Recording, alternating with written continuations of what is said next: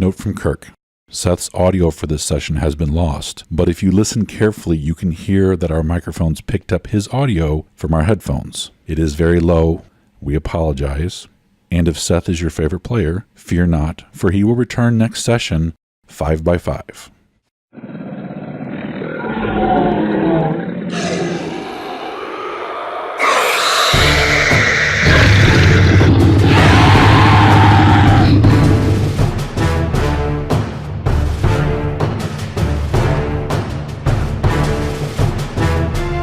This podcast is rated MA. It may contain coarse language, sexual situations, and fantasy violence. It is not recommended for persons under 17. Welcome to another episode of 5th edition D&D, The Dragon Queen's Horde, and the Rise of Tiamat.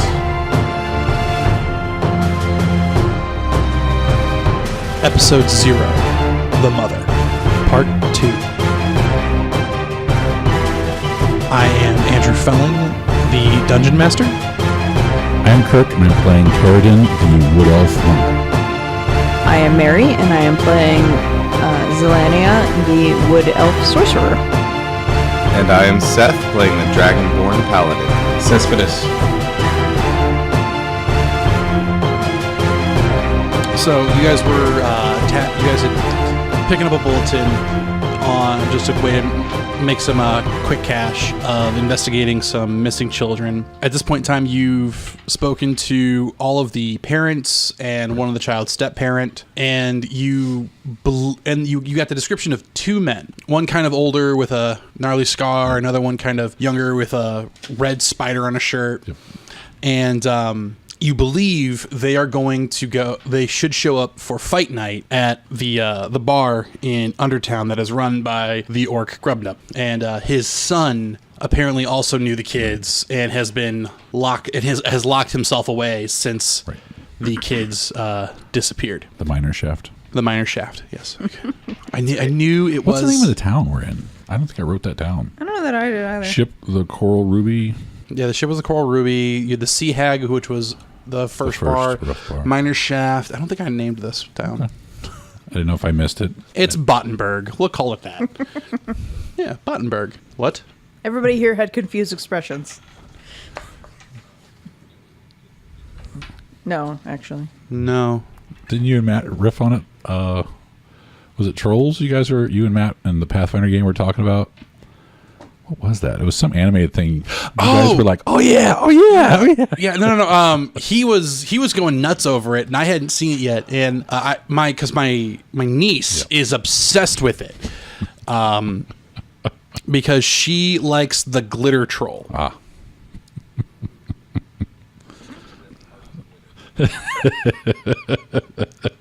And that's what she loves about it. No joke. That's hilarious. She loves that it farts glitter and that it turns into a disco ball. Those are the things she loves about it. She's 2. That happens. That's funny. Bottenberg. Yeah, Bottenberg. See, now I kind of want to wonder. Like, you got me Googling Bottenberg. Apparently, Bottenberg is an actual city in the Netherlands. All right, then. But you're thinking of Bergerton, where the Bergens live. Because that also pops up when looking for Bottenberg. Because it goes, did you mean? Weird. There's a real place, but we know what you were looking for.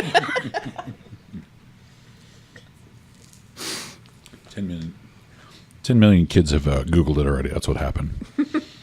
Well, it's kind of like when everyone started Googling Wakanda, they'll realize there's Wakanda, Illinois. Yeah.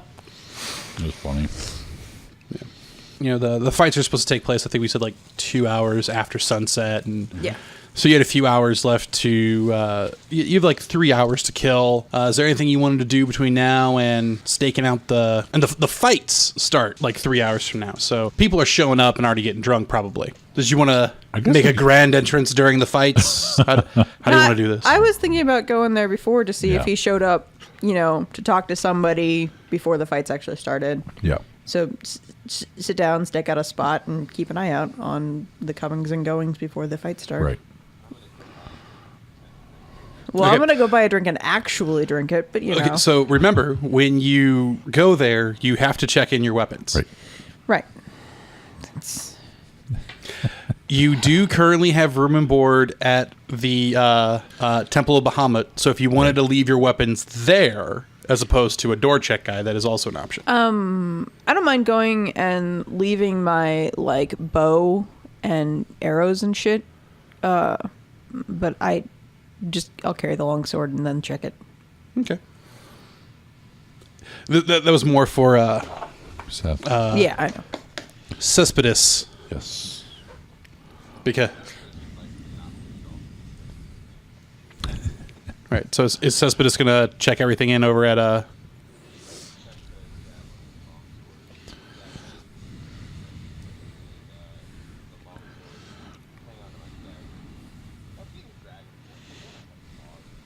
Yeah, they do not take those from you. When do you get your breath weapon? Or do you start He off has with it. Nice. Yeah. You're not totally unarmed. Yeah. Yeah. But no, so even if you try to so you're going to try to, I guess, sneak the daggers in then? Oh, shit. Okay, so I'm going to need you to roll a sleight of hand.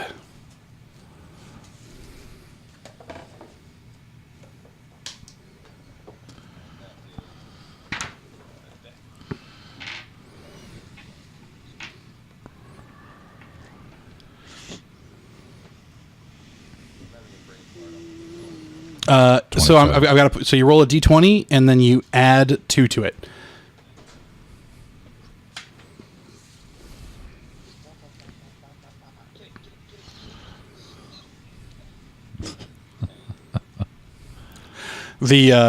As you check in those weapons and try to pass, the guard stops. He goes, "Hey, you left one," and he doesn't like aggressively, but he does actually reach for where you would like hidden your dagger.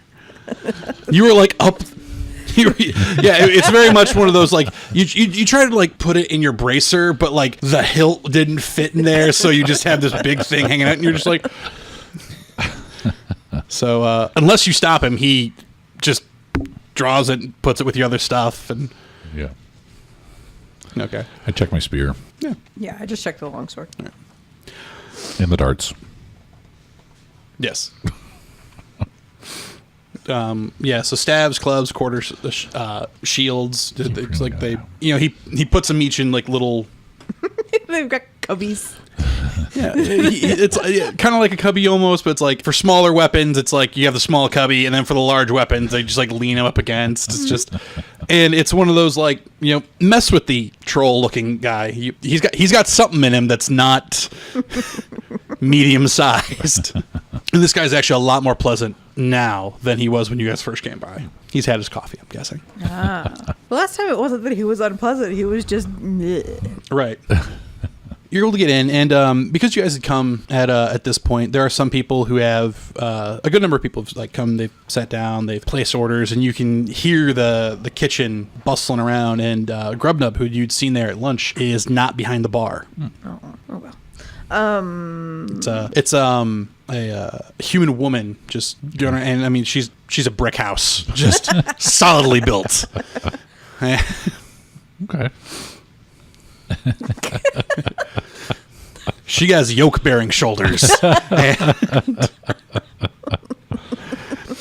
And she's pouring them up, slinging her drinks to everybody out there, taking orders, shouting back over her shoulder to the kitchen staff or whatever's back there, because it's all just that small window that like a tray can come up through. And there are a few other servers running around trays. So it's like this is clearly everyone's expecting like the get all the food done. Right. And get all the cutlery out of the way before the fight starts. Nice. Okay. Where do you want to sit? In the middle or off to the side or? So just a general, we'll re-describe this area again, just so you know. There is the fight pit, which is more or less in the middle.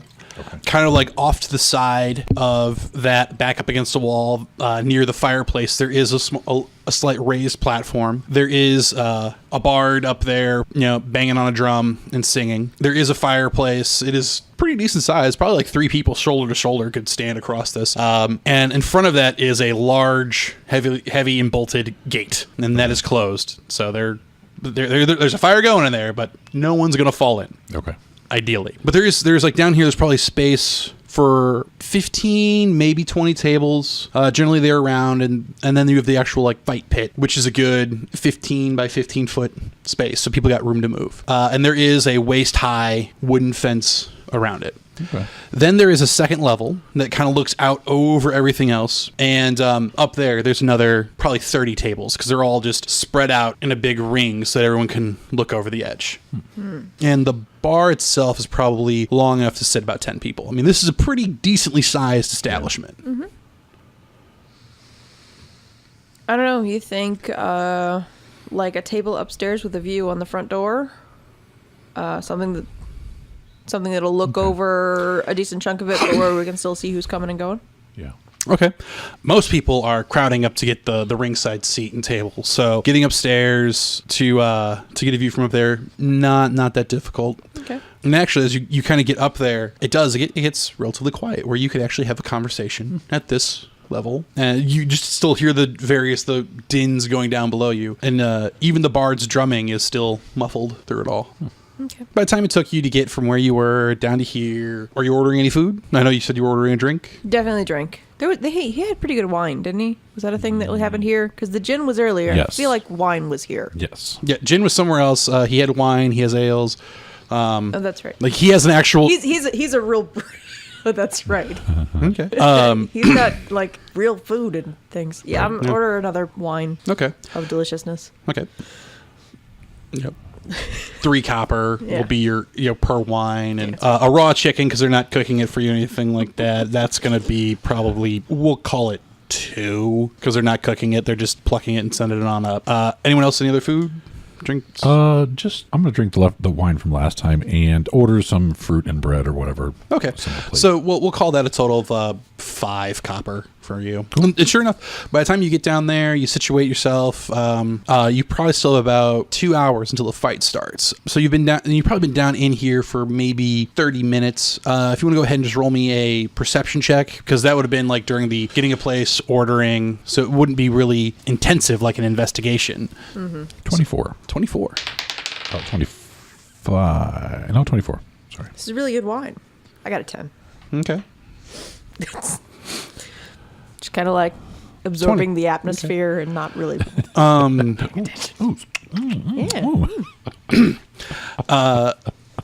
Cespedes and Kirk, because I don't know your character's name because it's not in front of me. Carradine. Cespedes and Carradine. You don't see... None of you see the people you're expecting to see yet, but you do take note of some fighters that come in. There is a set of dwarven twins.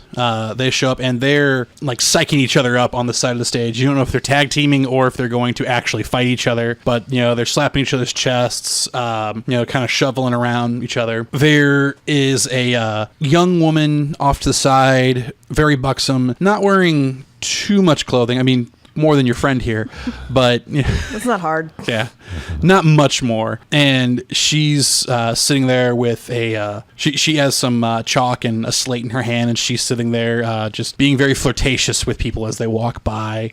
There are 2 other female combatants, 1 human, 1 orc, off to another side, and they're not really talking to anybody, but they're actively like stretching it out. And you do see a Goliath. He's next to the ring, just actively doing incline push-ups on the fence, and you can see it almost bowing a little bit under his weight as he pushes himself up and down. If you wanted to place a bet, you are more than welcome to. Gambling is encouraged. And those are the current combatants. The Goliath's name is Kevdak. And he is going to be fighting a handicap match against Dory and Ori, because I need dwarf names. So he's going to be fighting. So you kind of get the idea that the Goliath is going to be, and then there's also a you also notice on the card that there's going to be a open match for anyone to take on the winner between the Goliath. So if the Goliath whoever wins between the dwarves and the Goliath, it's going to be an open floor for anyone to come in and challenge. All right, it actually is 1-to-1, or so whatever you put in, you will get out. So they expect that to be a pretty even match. I'll drop a gold on the Goliath. Okay. It's a really big guy. It's kind of fascinating. Yeah, I want to do eight silver on the Goliath. Okay.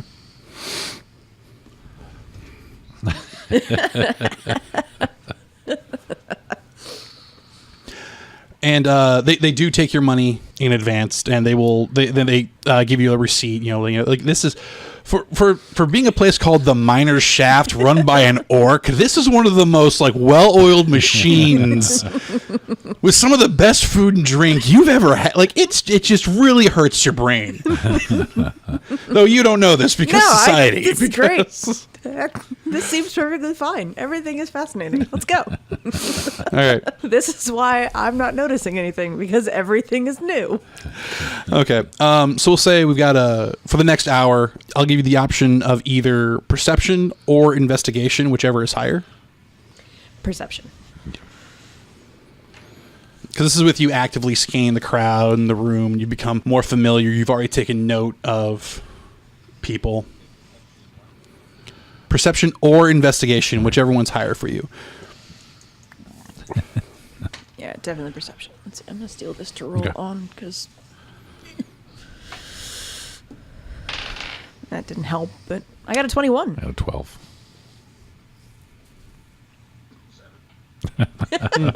Okay.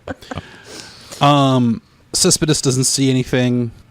He's got like sticky fingers from the chicken. He's just licking that up.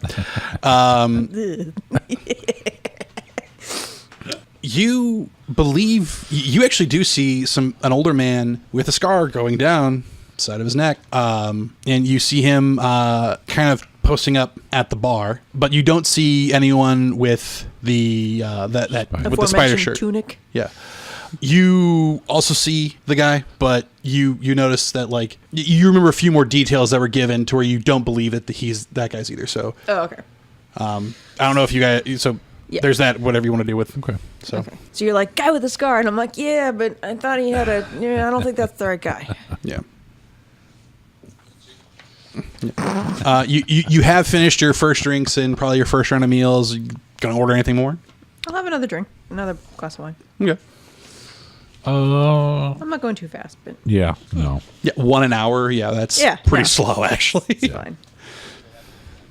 To be fair, I've had a lot to drink today. No, they actually do not have dragon's milk. Okay. Yeah. So, the Dragonborn lands have a very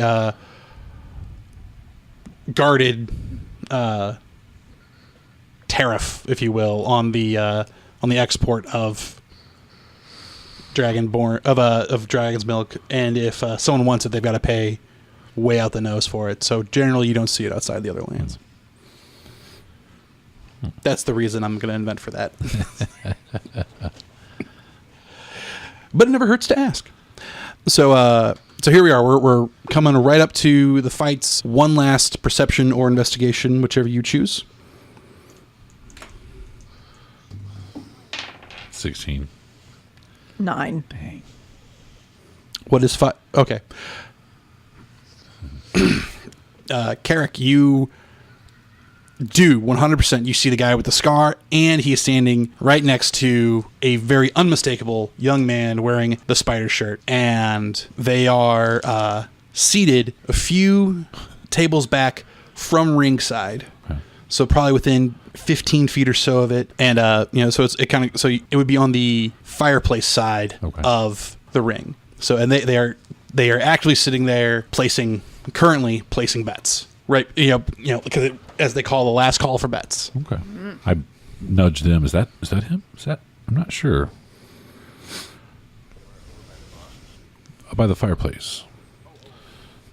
Oh. Maybe? Keep an eye on him. Okay. Shortly after you notice him while you're currently in debate, Grubnub actually does appear. He walked, coming up the steps. So he goes, "Oh, I had a feeling you guys would be back. Were you able to find anything out?" Just that. Do we already tell him about? No, we didn't. So we went to the kids after this. Yeah, I don't Tell think them so. we have a lead on someone, but we're not sure. Could just be a coincidence. And we also want to see if we could follow the lead back to where the kids are kept or where they're at, because it's not just these kids that were kidnapped. It was others, apparently, over a long period. All right. And he kind of nods. And he goes, "Well, that makes sense. So either you just cannot get away from my tavern's cooking, or your lead is here." Correct. Right. He kind of scans out over the crowd. Nothing really leaves my bar without my say-so. I can make sure they don't leave quick if I know who to look for. It's probably a good idea. We're not in a place to go after them if they try to slip away. Yeah. It's the young man with the spiky hair and the red tunic with a spider on the back. And then the old guy sitting with him And with the old guy gray with hair and the scar. Yeah. He finds them. He actually kind of with his arms kind of crossed, kind of does a small point. And those two? Yeah. Yeah. Just does a slow nod and quietly turns, starts walking down and goes, "Enjoy the show." I intend to.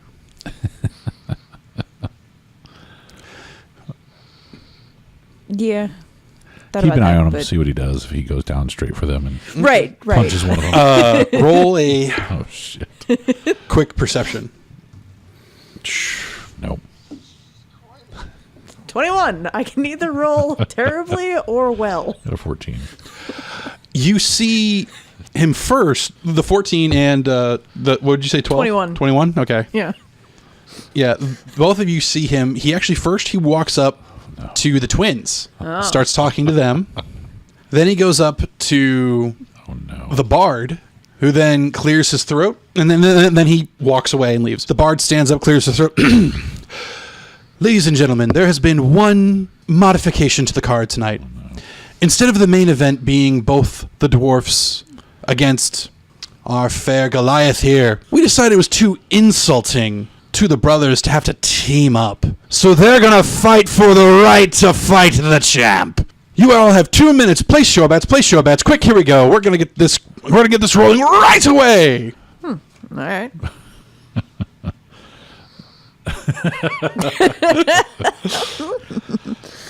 So they're going to fight each other? Mm-hmm. Guess I'd go to the winning dwarf. People start immediately clamoring up to the bard and other barmaids to adjust bets for the next, You better minute, go. 2 minutes. So unless you make an active move to go find someone to adjust your bet, it stays. Oh.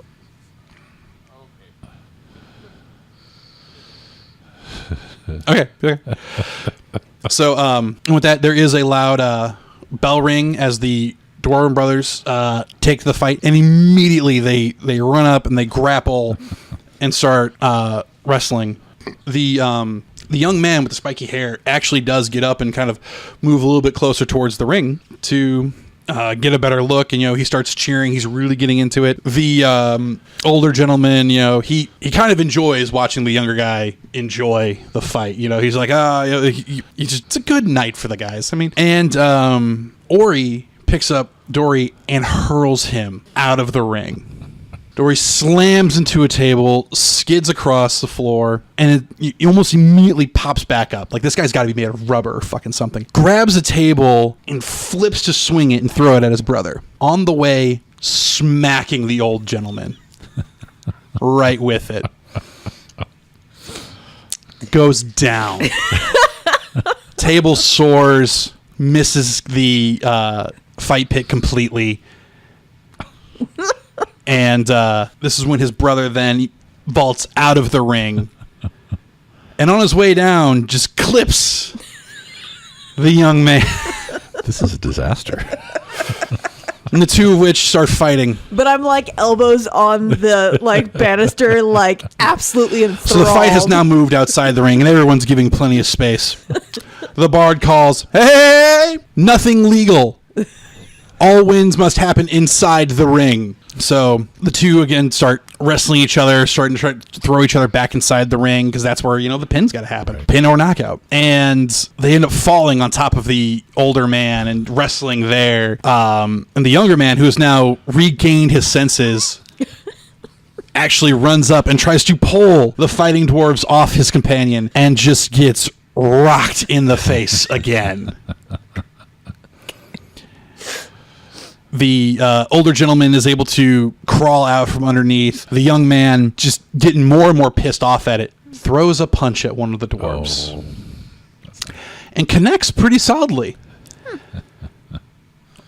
Ori right on the jaw. Ori's neck doesn't even give. His hand just crumples into Ori's face. The bard then goes, "I see our event has changed once again. I believe this will be a tag match." The crowd goes nuts, grabbing the old man, grabbing the young man, throwing them into the ring as the twins then proceed to go in. This now, you've seen fights. Generally, they're calculated and, while the fighters have a general respect for each other. No, not in this case. It is just a beating. And when the two men can no longer stand, the twins go back to fighting each other because that's what the card is. At the end of the fight, Ori stands victorious over the heap of bodies. A bell is rung. The Buxy woman walks around holding a big plaque with Ori's name on it, declaring him the victor. And the fight pit is cleared. Where do they take the old man? Roll a perception.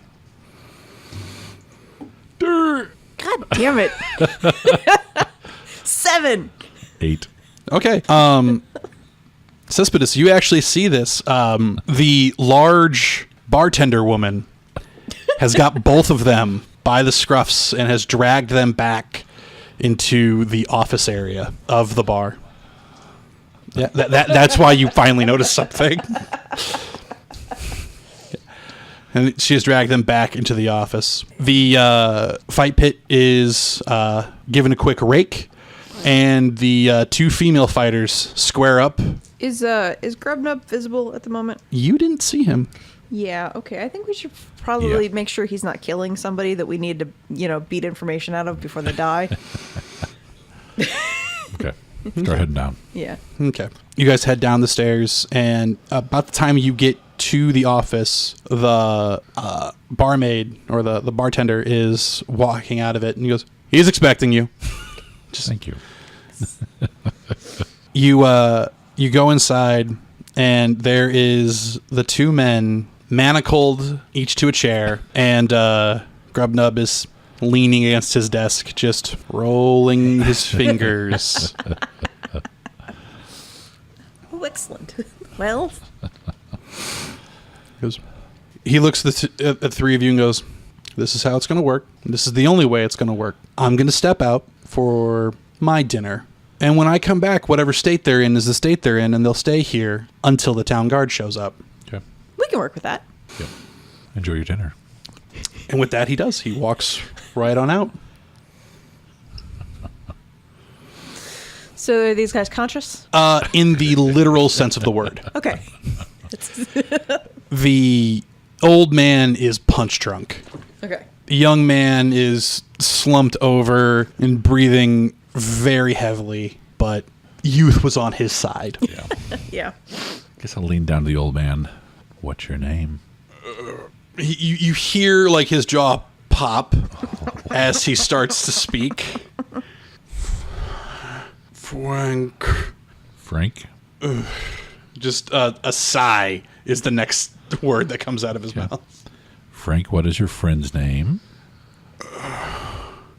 It's everything is just long, labored. The young man leans up and goes, "Don't tell him, Frank. Don't.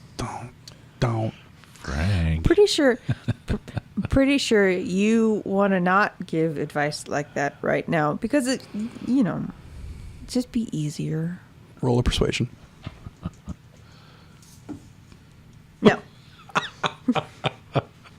She rolled a 1. I rolled a 1. That didn't happen. I'm not terrible at persuasion, but that didn't work. Yeah, he acts like he didn't even hear you. Yeah, Just like, as he just again goes, Frank, just shut up. Just shut up. Stomp a foot.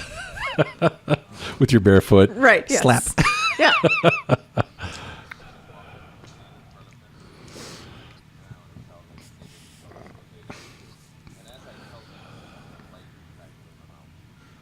Okay. I'll let you choose between persuasion and intimidation because you do have the lightning crackle, but at the same point in time, I mean, you probably have lightning crackling at all times. Okay. Okay. When you do that, the young man like starts fidgeting in his chair, trying to like actively scoot away from you. Frank is still just in space. It's like he just starts breathing. Like, what? Just we don't know nothing. You don't even know what we're asking about. You can't say that. He said, "Tell us everything we know. We know nothing." Yeah, no, you know something about some small children. Just it's like, no. Yeah, bullshit. Think you should do what the big man says. Frank just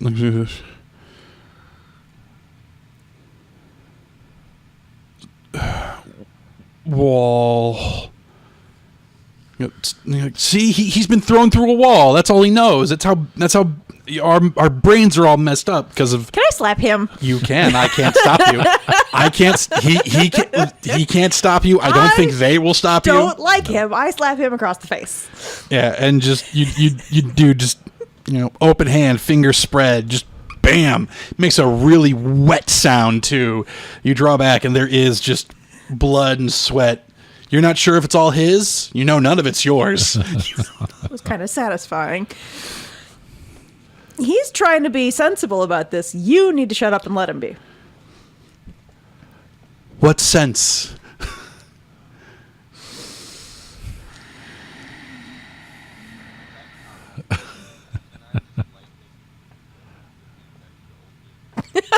The little guy.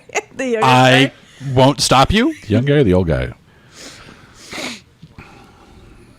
The old guy has The started to young tell guy us is something. trying to talk. The young guy keeps trying, or at least he's being So, more okay. cooperative. The young guy is trying to tell him to shut up. So the old man doesn't know where he is because he's been beaten into dementia. Right. The young man is capable of speaking, but is a sass master. Which is why he got slapped. So Wait. The young guy is the one doing the sassing. So you're lightninging the old guy. Okay. okay.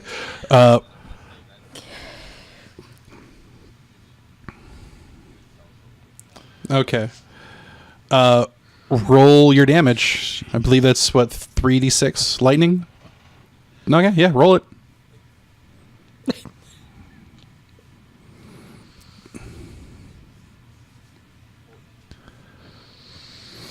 Okay. The old man passes out. He screams, passes out. Let me see what your breath weapon looks like. If it's a line or a cone or what happens Should be here. a line if it's lightning. Well, there's one that's literally a cone of lightning and one that is a line. Oh, that's so weird. Why would you do that? Depends on what kind of dragon you are. Oh, it's only 2d6, first of all. 8. Okay, and what kind of dragon are you? Blue? Bronze.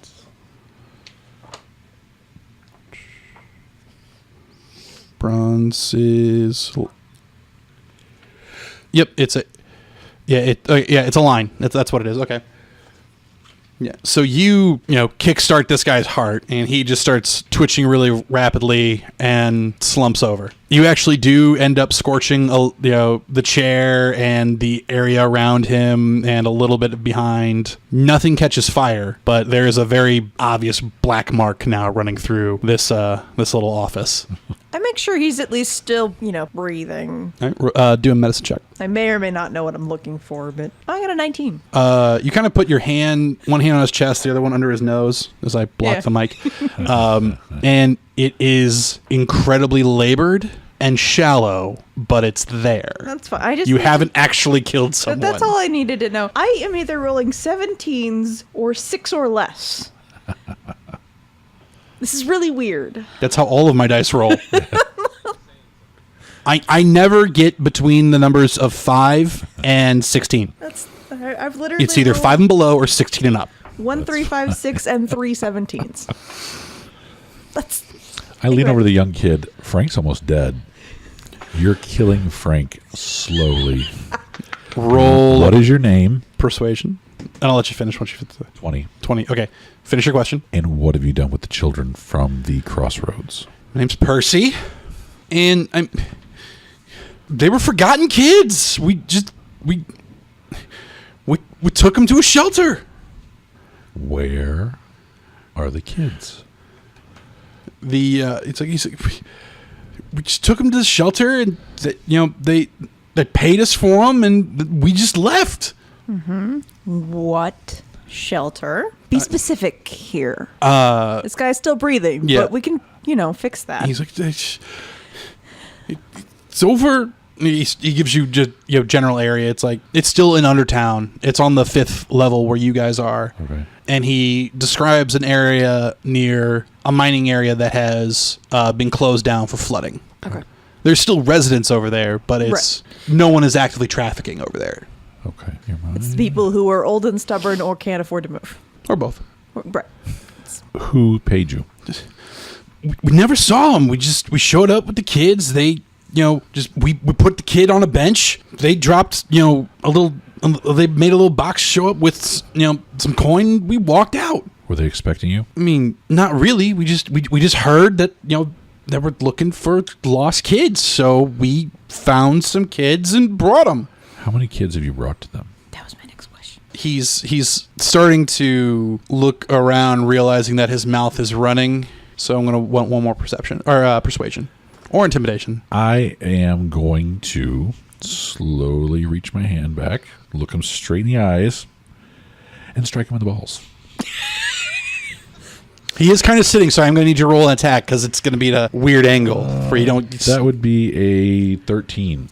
He's restrained, so... He's restrained and not wearing armor. It was pretty much don't roll a 3. So points of damage. Oh, that's right. You're a monk. Unarmed. Yeah. So, yeah, you crush his scrotum, and he starts hitting all kinds of notes that you didn't... There are dogs outside going... and... there is a heavy hand that bangs on the door from the outside. I don't want to clean up. There's nothing to clean up. You're fine. You're fine. And fine so far. Percy just starts crying, just heavy, high pitched. How many kids? Just it's unintelligible. You've broken him. Oh, my ears. Yeah. Yeah. My elven ears hurt right now. Because that was enough to almost break the chair, and There might be a rupture somewhere. Yeah. You might have just neutered him. I stand back up. Does it matter? Should we just go there? I mean, we have a lead. And if he's called the City Watch, they're not going anywhere. Yeah. So if we need to talk to them again, maybe they'll be more cooperative next time. And in the meantime, I was drinking. Takes a sip from the goblet again. You have your goblet with you in your chicken wing. She's just goblet and a chicken wing. Just no, obviously I finished the chicken wing because I wouldn't have put down the wine to slap him. With the chicken wing. You slap him with the chicken wing. So, I mean, I still got money on this fight, but... I lean down to the kid again, Percy. I keep saying his name until he stops screaming. It takes a minute, but eventually he does stop screaming. If you ever do this again with some children, I will remove your balls. And I give him a little slap on the face. That was tenderizing. Yes. Just remember, They're a little bruised. all You'll the be fine. lost children you found have people out looking for them. Yeah. And that's why we're here. Give him a little slap on the cheek. You can tell he's fighting back more tears, and also he has now learned to bite his tongue. Okay. I think that's all we can do.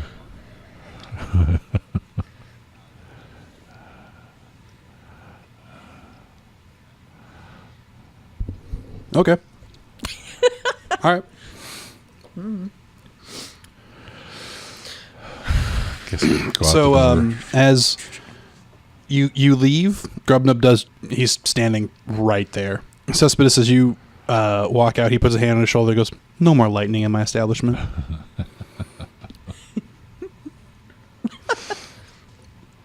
They are both still breathing. I made sure of that. Yeah. Shame. And with that, he goes inside, and you hear the door lock.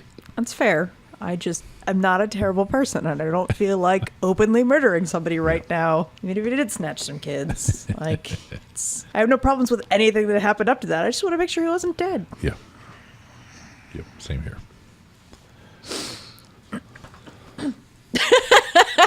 The Dragonborn's over there like, you have weird morals. All right.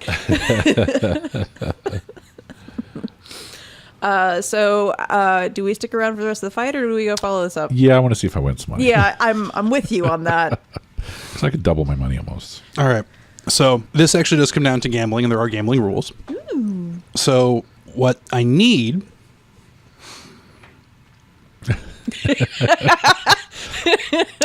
You both grabbed the wrong die. Oh. And you're actually going to be gambling against Seth. Right. So...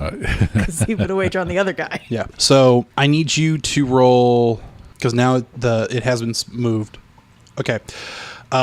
Between the two of you, because you both bet on the same guy, Right. I need you to roll 1d6 and 2d8s and give me that total. Okay. And Seth, I need you to roll me 3d6 Okay, so wait, do we each need to roll, or do we just need to roll that many dice between us? between the two of you. Okay. So whoever rolls the d8 and whoever rolls the d6s, or that's I'll let you decide that. You said 1d6 and 2d8, or Yeah. Okay. Do you have a preference? Because it's with it being one dwarf versus the Goliath, it has now been adjusted to be in the Goliath's favor. I got the 6 if you want to roll the 8s. Okay. Let's roll. Oh, 12. 13 total. 13. Okay. What'd you roll, Seth?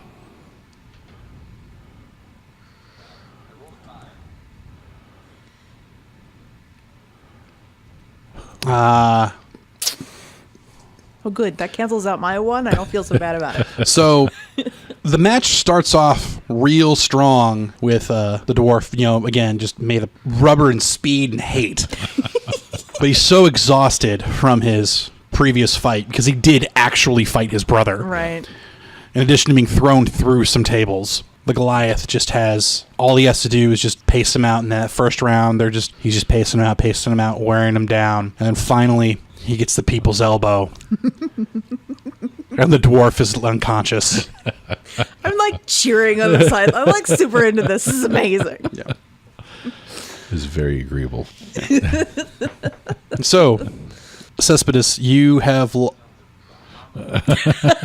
you have lost your what was it? 2 silver, 1 silver. So you're down 1. You've gained an additional gold. Shiny. You've gained 8 silver. 8 silver. Yeah, but had you won, Cespedes, you would have actually gotten more money because like I said, now it was like 3-1 odds. Right.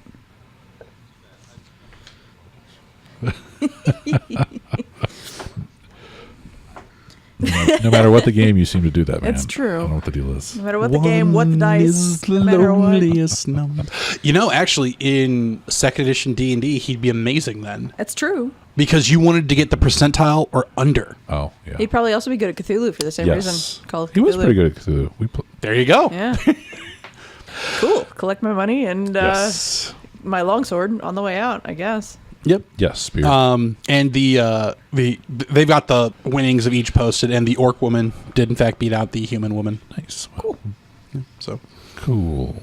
Fights. say you collect your weapons, and there's not many people leaving, so he kind of just like shoves the bins in front of you guys, and you just kind of shuffle through. Does anyone try to take anything that's not theirs? No.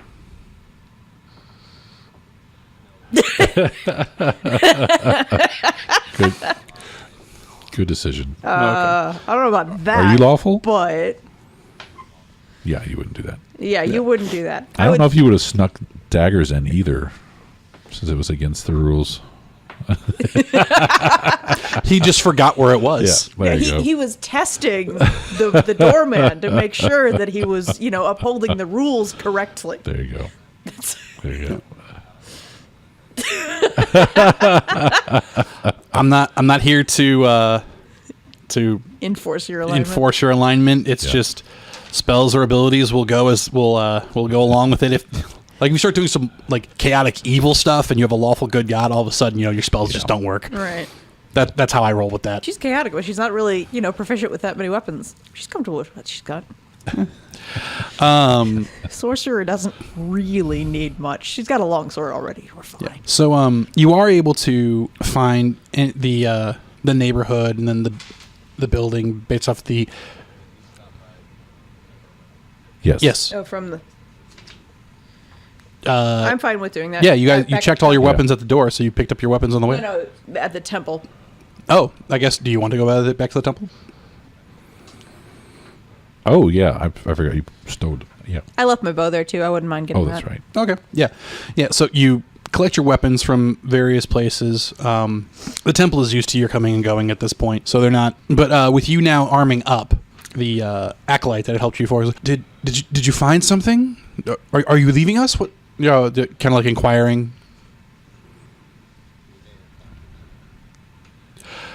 You see his face light up, and he does a quick prayer, and he lays his hand on you, Cespedes, and you are now under the blessed spell. Nice. So I got to look up how long that lasts real quick, because I don't know off the top of my head.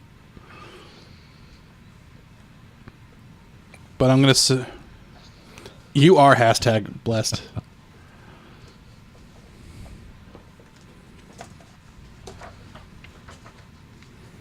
I mean, yeah, it's first level spell.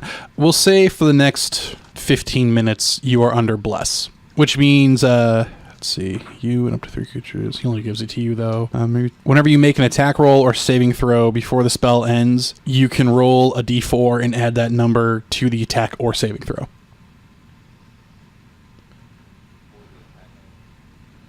Before the spell ends. So for the next 15 minutes, if you need to make an attack or saving throw, you get to add you roll a d20 plus a d4. I go ahead and cast Mage Armor before we leave because I just realized that spell lasts for 8 hours. So if we're about to go, kick in some doors, I'm prepared. Does it already last for 8 hours starting off level 1? Oh, well, okay. Yeah, so you've Mage Armored up. Cespedes has been blessed. Carrick looks fabulous. He's already #blessed. You're #blessed with his presence. I just get a little shimmery. And it does take you about 10 minutes to get from the temple to there, so you've only got about 5 minutes left of your bless. It's a level 1 spell, and it was free. Take it or leave it.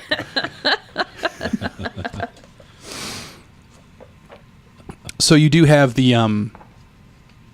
you walk up, and it's a very plain building that almost does look like it's part of the wall, but you do see a very distinct door, and around the corner from the door, there is a bench up against a wall, and the door has one slot, like an eye slot above, and it's got kind of like another slot with a little bit of a bin out in front of it. Other than that, like, it's just dark gray stone, no windows. Is it like built into the wall of like the actual pit itself, or is it a Yep. standalone building? Okay, so it's not something where you can circle the building. It's Yeah, no, very few of the buildings down this level you can actually circle. That's what I figured. Just making sure. You guys just walk on past.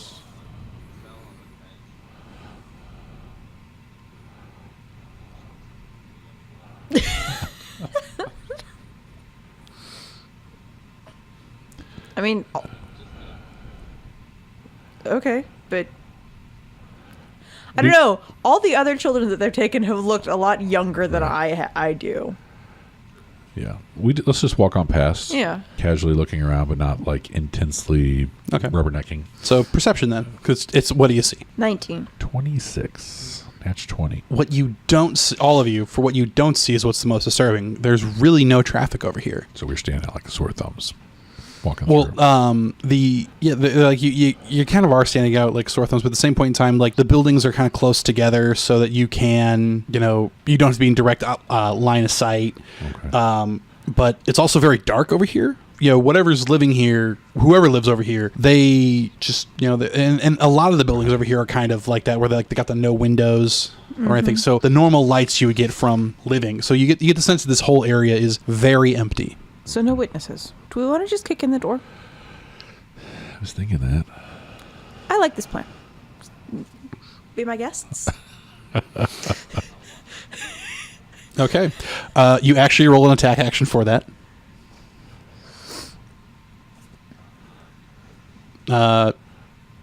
Or if you want to use your sword, you can use that. If you got an axe, you can use that. You can unarm it if you want to. Yeah, you hit the door. So with unarmed strike, it's stagnant. It's 1 plus your strength. So you do 5 points of damage, and the door does start to buckle a little bit, but it's still intact. It is a wooden door, but it was built to last a little bit. You feel like 1 or 2 more good kicks like that, and it will buckle in. Okay.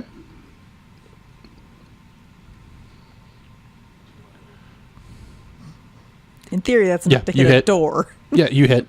This is the do you crit roll. Yeah.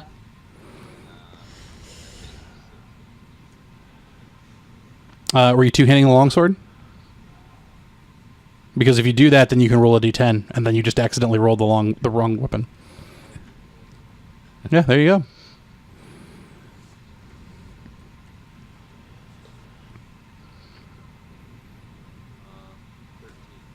There Yeah, you go. with the longsword now, you do just chop right through to splinters. And now with the door open, light does come out and in, and it does just kind of like all of a sudden just really illuminate. For a moment, you actually do have to shield your eyes to a quick adjustment. And what you see is possibly disturbing. You are on a platform that goes down maybe about 5-6 feet of stairs into an open room with a large circular slab in the middle. And just on the other side of that is an altar. And there are braziers lit, and there are 3 men wearing all green cloaks, just covering them from head to toe. And on your left-hand side, up against a wall, there is a cage, and you can see some mechanical devices where clearly the wall where that bench was a false wall that would fall back into there. Okay. Damn. Do we only see the men? Is there anything else in the room? Currently, those are the only things in the room. Quick perception. I meant to think about it. 17. Motherfucker. 10. What you notice, that slab is actually 2 pieces together, and there is a device with a winch above it. So you get the feeling that slab opens. Oh. Oh. I say that to them in passing. Oh, by the way, the men, they're aware you broke down their door. Yeah. Yeah. So fine. initiative. Yeah. Yeah. Okay. Nice. A 20-sider plus whatever your initiative bonus is. Does everybody have dark vision here? Yes. Oh, you don't need it for this. Right. But For this room. I was gonna ask that question anyway. Just for fight in the damn future dark. adventuring. Right. Nobody needs to carry torches, right? We're all good. The Dragonborn does. Oh, he doesn't Do you? have dark vision? I thought you'd have I dark would vision. think you'd have dark vision. Under your race description? race. No. It'd be like racial traits, yeah. Size, speed, movement, chronic ancestry. Oh, no.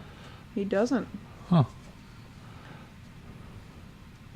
He's got energy resistance, but not dark vision. It's probably the trade-off.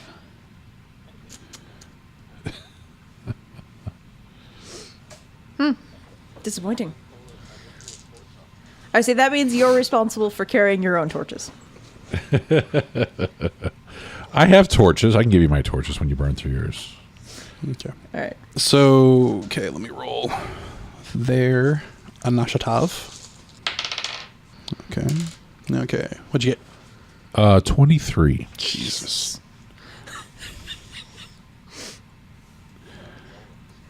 All right. Mary? 11. Or less than half of Kirk. And Cestus. 9999. Okay. Carrick, you are up first. All right. The next closest initiative, you more than doubled. Wow. Since I moved 35, I'm going to race down and punch. Do I have to punch? I don't have to punch, do I? I can use spear since it's a martial arts weapon. So I'm going to spear him first, and then I'm going to punch him as a follow-up with unarmed. Okay. Right. All right. 18 for the spear. Yeah, that hits. 7 piercing. Okay, and then your punch. Punch does not.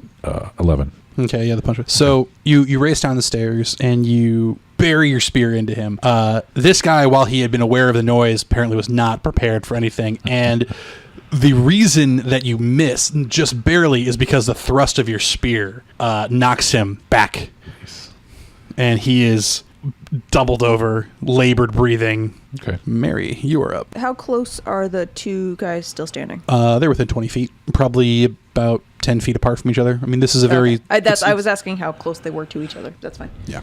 In that case, I'm going to throw a firebolt because I want to. You said bolt, correct? Yes. Okay. Not ball. Ball is different. Firebolt. I look up slowly. Ball turns this room into an inferno because you Right. kind of get the sense that this was for storage. Oh, jeez. Does a 9 hit him? A 9 does not. Okay.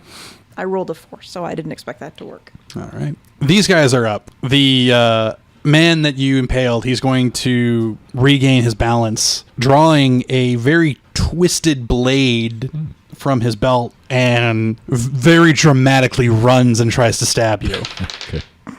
But the blow you have previously dealt him makes it like his moves are just so telegraphed Okay. that you're just like, no. Very, just Sidestep. Ooh. you don't even have to sidestep. You just kind of like slow side lean. Next one actually goes to help his buddy out and also comes at you with a similar weapon. 15? 18's my AC. Ooh, yeah. He tried to take advantage of you not paying attention and gets a little bit closer. Okay. You know, probably has a little bit more of your attention now. And the third guy whips out a piece of parchment from his belt and starts chanting.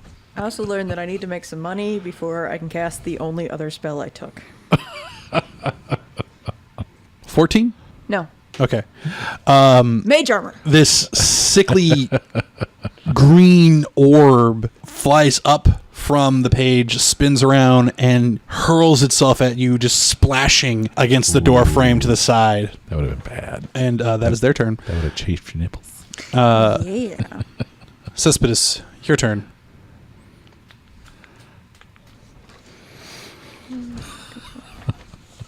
Egg salad.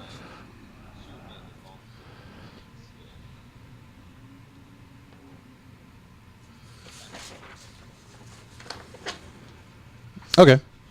I mean, they're all like roughly same distance at this point. It's kind of a cluster up around Carrick, so.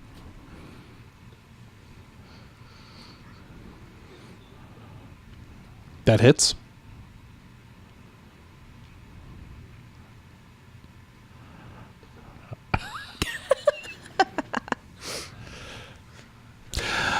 You 10 points of damage or 10 to hit?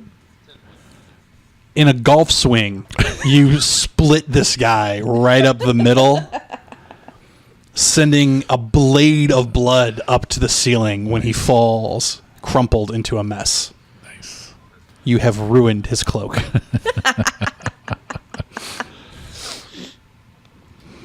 All right, Carrick, your turn. All right. The guy stabbed is still...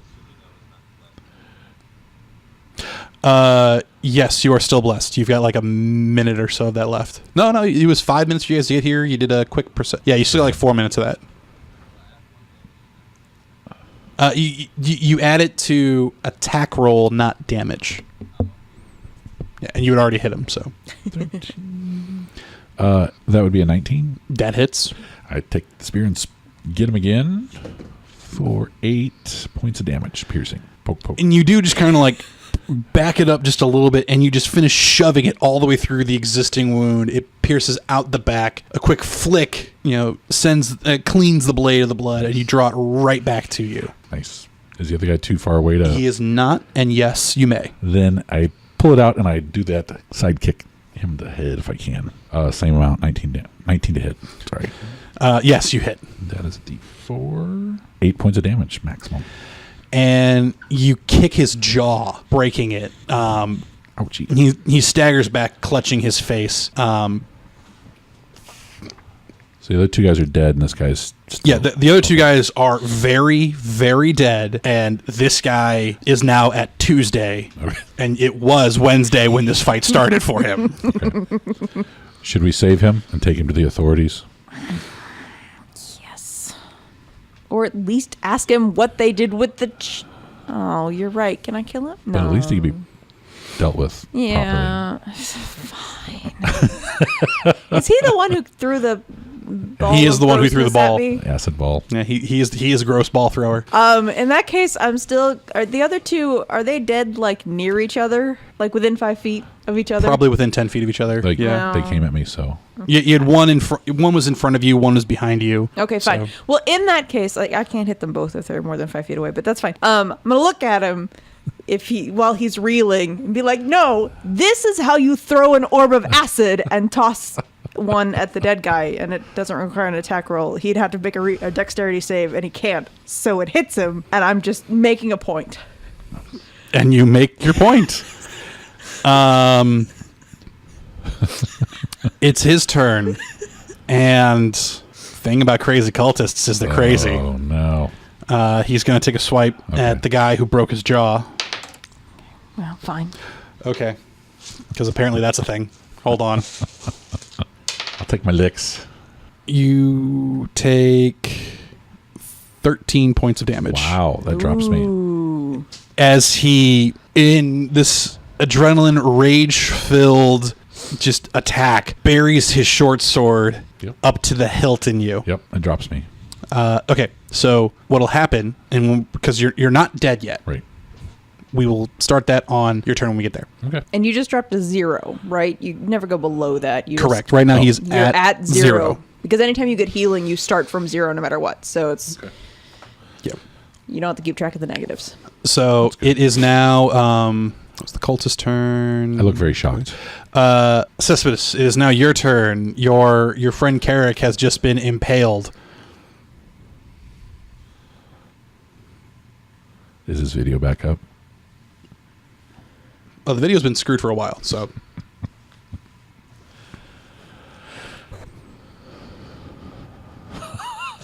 You look like every DJ ever. All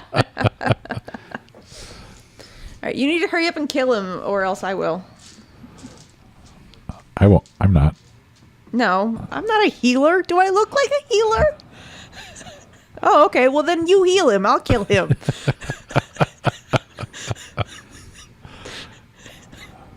I forgot you're a paladin. Yeah, same That's a here. good thing. I was like, well, we were going to try to not let you die, but I didn't have anything I could do about it. It's all good. It's all good.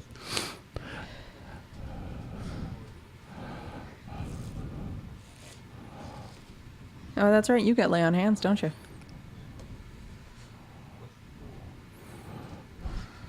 It's the pool your lay on of hands lay on pool. hands Let me points. Do you get so many? Do you get so many a day? Yeah. Yeah, you can heal up to 5 hit points per day.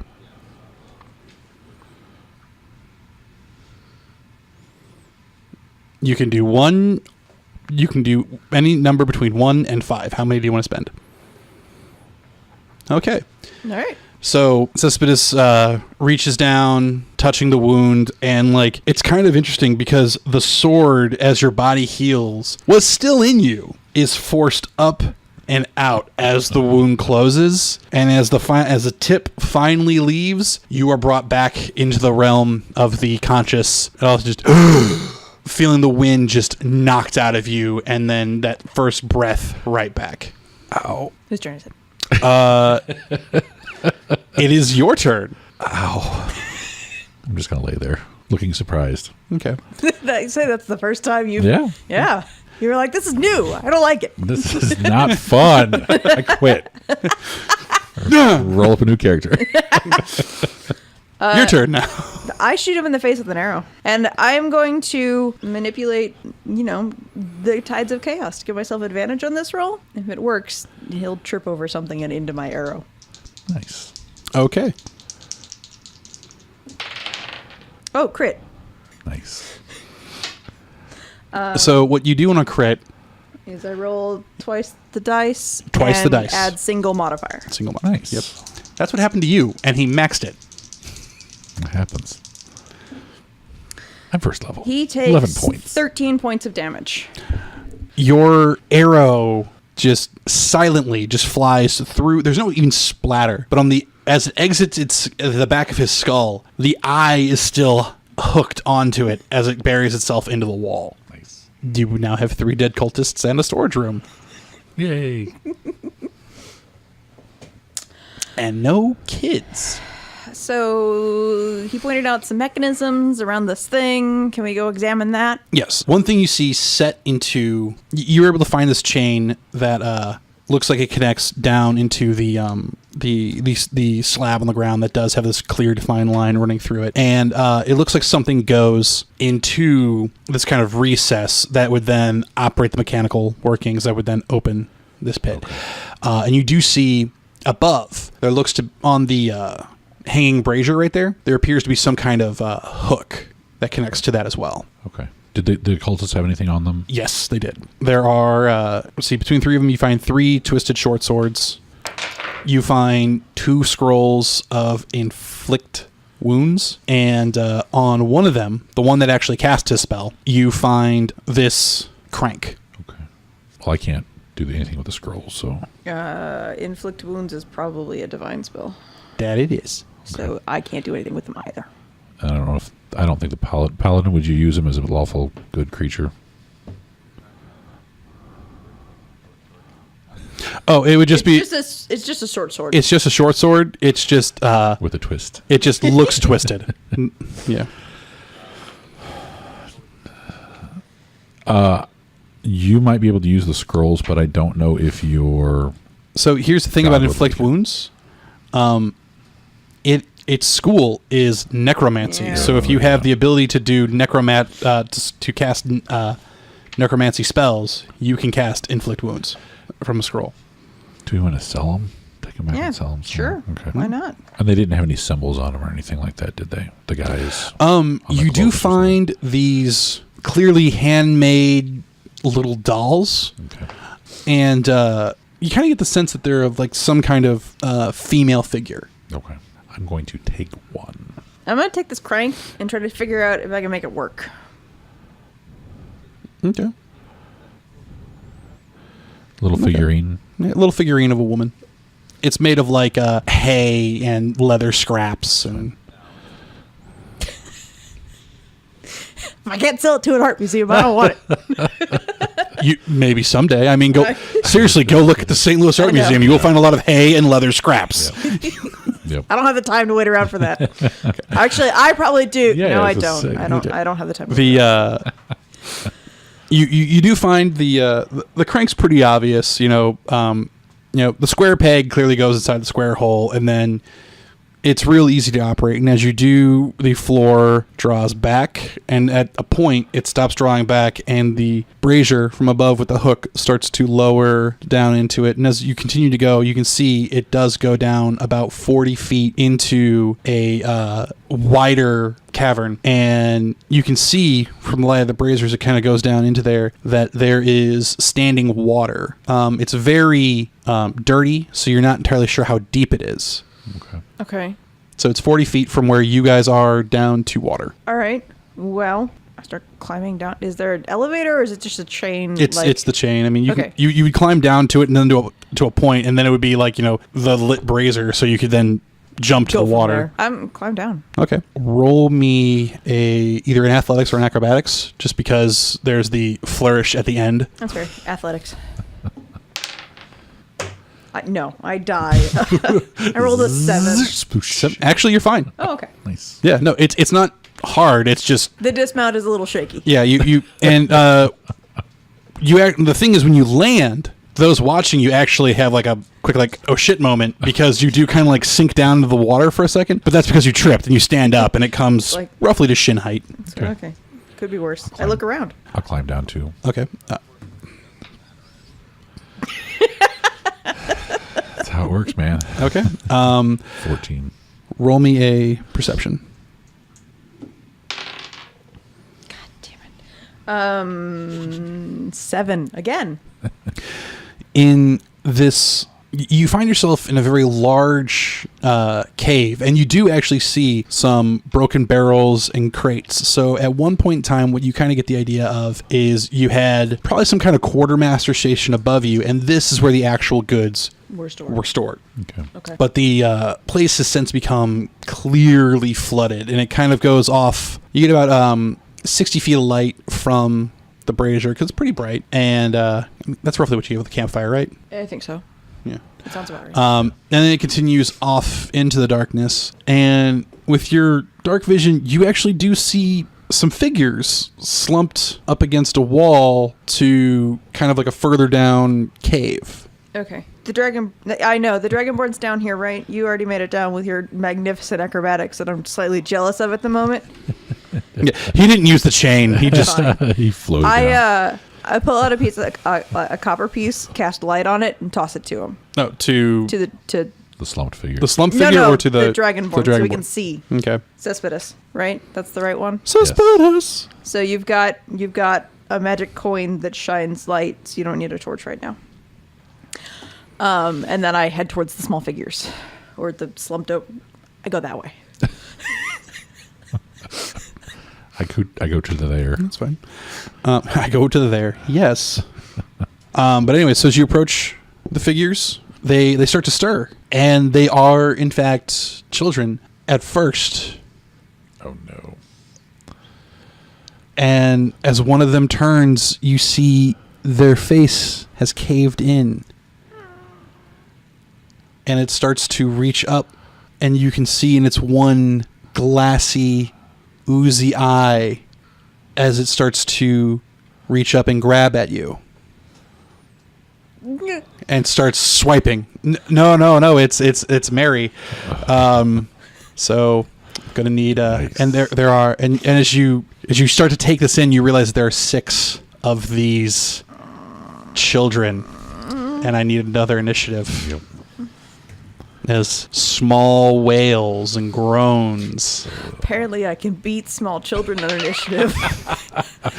I got a 15. I don't know. 15. I got a 23.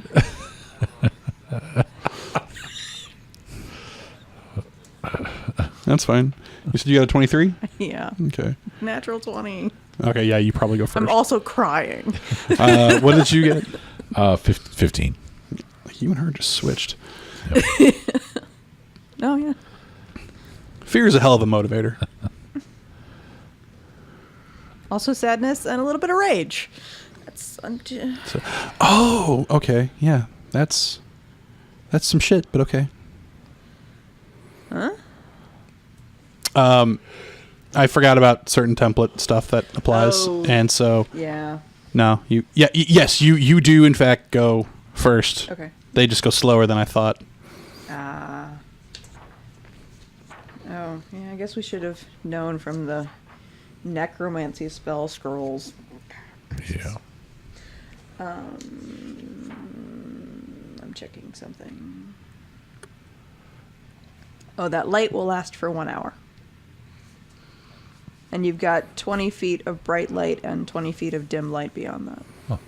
I couldn't remember if that was concentration or not. Don't drop it in the water. Won't be that hard to find again. I mean, it's still shining. Dirty water, though? Yeah, I mean, unless it's like black oil, you'll still find some glow. Anyways, yeah, so, Mary, you are up first. Oh God, I hate everything about this. But I can't do that. So, I hate it. But I'm gonna pull out my sword and try to kill the thing that's already dead. And I hate it the whole time. And I'm just sad about it. I swing a two-handed swing at one of the small children.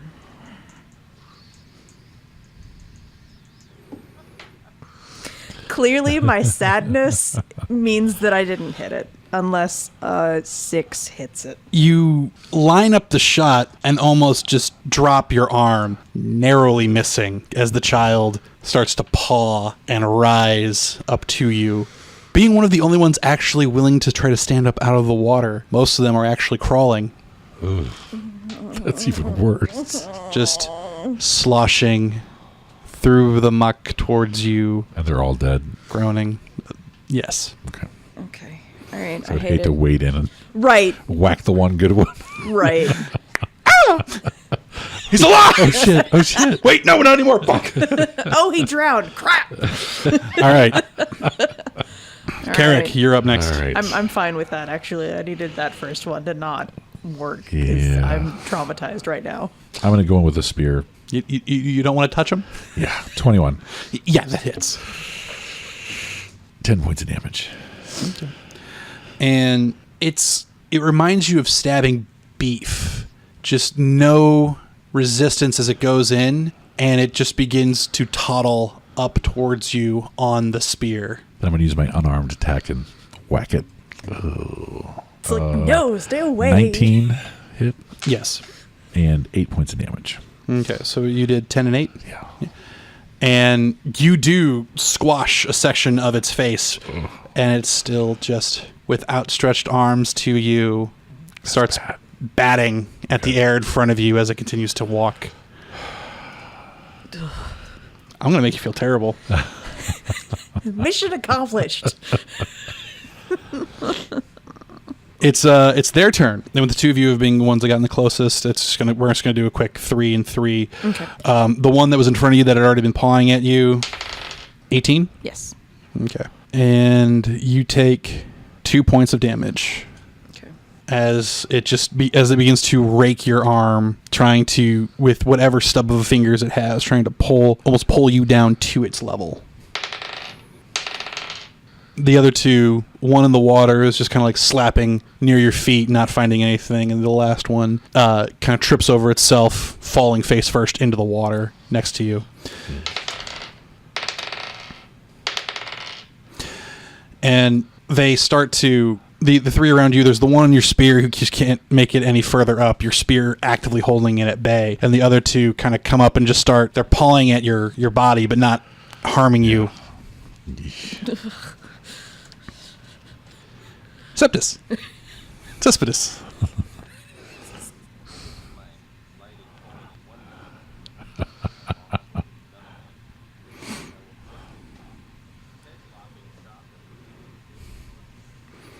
Okay. That would be probably the one that's on the ground near Mary. That hits.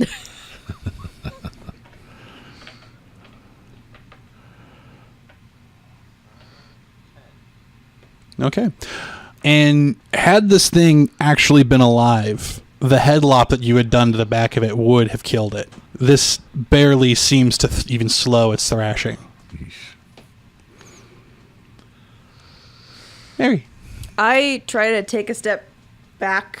Basically, I'm trying to, like, get out of 5-foot reach range of them. Okay. Can I do that with 5-foot step or 5-foot step doesn't exist to this anymore. That's true. Now what you have is called disengage, which is an action, but you can move up to your full speed away from these things. But it's an action, so I can't. You can't do that and cast a spell. And Correct. cast a spell.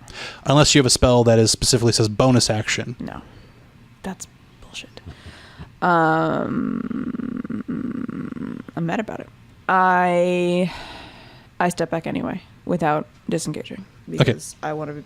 Yeah. All right. The one that's on the ground. Yeah. No. Both kids that were able to make, they do, because the one had already kind of like had his hands in you, and as you recoiled back, just again shrieks up some more of your arm. The other one getting your calf. You take 4 damage total between the two of them. Okay. Yeah. No, that hurts. I don't like it. I don't want to be near them. So I back up 35 feet then, because that's a move for me, and then toss an acid splash at 2 of them. Okay. So they have to make dex saves. No. Okay. That's kind of why I figured that would be an okay thing to do. And then new spells. Yay. Yay. It's probably something like 2d6. It's 1d6, but I don't know if it's a target must succeed on a dex save or take 1d6 acid. Okay, so it's just I roll, they take it. 6 points of acid damage to each of them. Okay. Okay. Carrick, your turn. That is a 24. That hits. Is this the one you've already been damaging? Yeah, and that is 8 points of damage piercing. Okay. As you, really on this one, all you're really doing is just retracting the spear back through him, and it's enough to just send him down. Okay. I'm going to use an unarmed attack on the next closest one. That is a 14. That hits. Kick the other one in the head for 7 points of damage. Okay. And you do so. So now we're going to divide it up. The 2 that you would hit with acid, they toddle towards you. They're not able to make it all the way to you, but they're clearly coming for you. And one of the ones that was going for you is now distracted by Cespedes, so it's going to be 2 on you and 2 on Cespedes. Okay. The one you kicked in the face, Yes. the kick did a little bit more, and he actually ends up falling into the water. The other one, though, is able to get his hooks into you. Okay. You take 2 points of damage. Cespedes. Oh, definitely not. Definitely not. They're just sloshing their bodies up against your armor, not able to do anything. That is gross.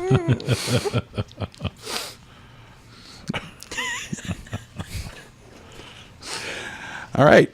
So next it is Cespedes. It is your turn. Yep. No. You can do one or the other. And one is one you've already hurt.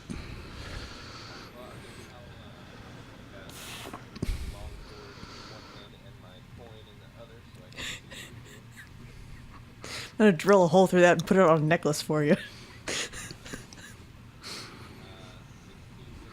Yeah, that hits.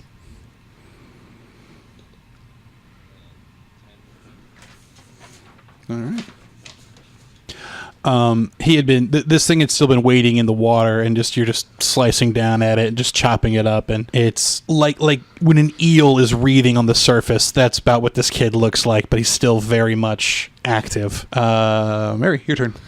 I have room to back up another 35 feet. Wait. Not a full 35, probably like 25 more feet. Okay, that's fine. Do that. And another, if they're still within 5 feet of each other. Yeah. The 2 that are coming after me. Another acid splash then. Okay. Maybe 12? No. Okay. They need 13. Nope. Okay. They both take another 6 points. I can't fireball.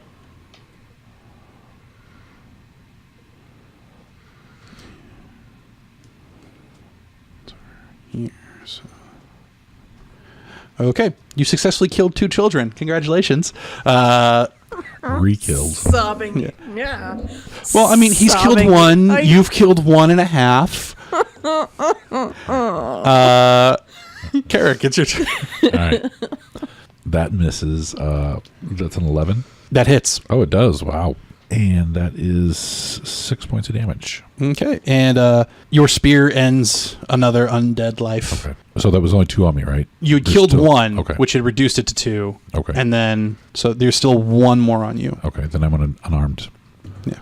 attack. And that is a 18. Now, on my second attack, it says I get to do a 1d4. Is that with strength bonuses and stuff? Does it add up, or is it just a d4 for my unarmed attack?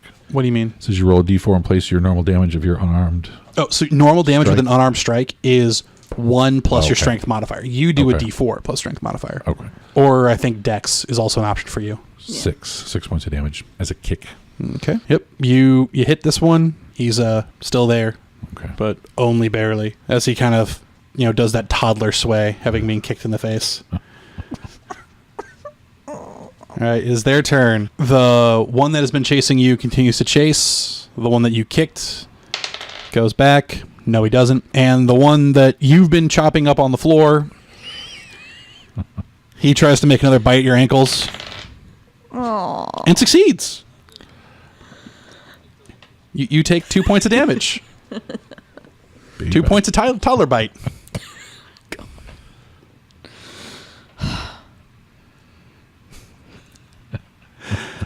And it's your turn.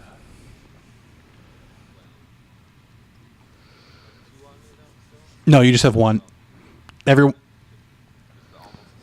Just the almost dead one. The other one was taken out with acid.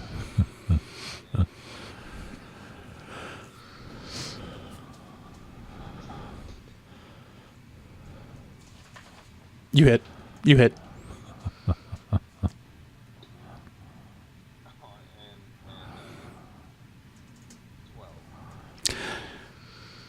You finally sever its head off. As the body slumps down, it rolls over, bobbing, back up, looking at you. Harry, your turn. Firebolt the one that's still coming after me. 19. You hit. Probably not. No, We're just going to say We're no. just gonna tell they're them dead. that Yeah. it didn't work out. And then I roll. He takes 3 points of fire damage. Still up. And I try to stay, 20 feet away from him if I can. Okay. I don't know if I ever. You are able to get 20 feet away, and you are backed up against a wall at this point. Okay. And as your back touches the wall, you hear from further down in the cave beyond your sight, but within yours, "What are you doing to my children?" As this grotesque, oily, stringy woman creeps out from behind some rocks deeper. Jeez. I need Carrick and Cesspis to make wisdom saving throws. Okay. 16. Okay.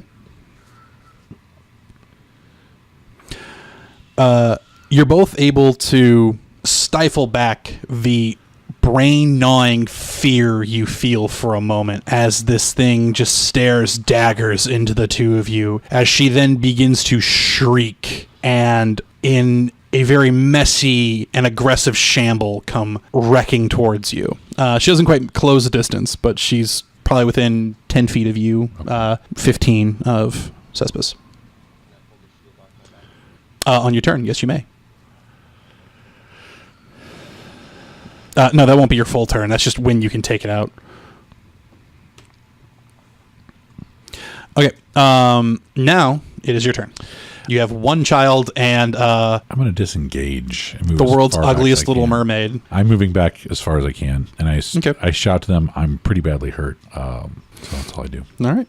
Yeah, so you're able to do that. The child that was on you starts to waddle towards you. The child that's been following you continues to go. It finishes its move within like 5 feet of you. Cesspis, it's just you, your Litecoin, and Meth Ariel. It is your turn.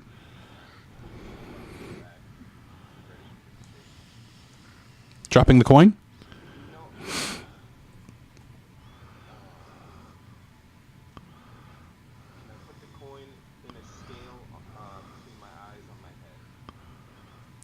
You can, if you do that, I'll say yes. However, it may not stay there in combat. And if that's between that and drawing your shield, that's like your full turn because you're trying to set it. Do you have lips? Technically. I'm just saying. You bite it. Leave your mouth open. Just snarl a lot. If you do that, then you'll be able to draw and you can do your attack. I mean, that's pretty quick. I'll say that between doing that and drawing your shield, you only have half your movement, but I mean, she's still within, 15 feet of you, so that's not a big deal. And I would say that there is the possibility, things like it can get knocked out of your mouth. It's not safe there. And I would say that the light has been reduced to 10 feet of bright in a cone in front of you. And then only an additional 10 of... So basically, you've cut the radius of light in half. It's fine. You can. And it's just in a cone in front of you. It's better than nothing, I would think. Yeah. Yeah, roll a dice.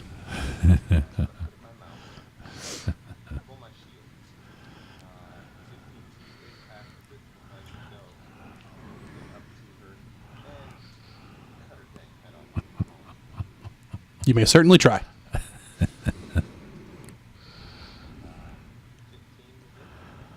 That is a hit.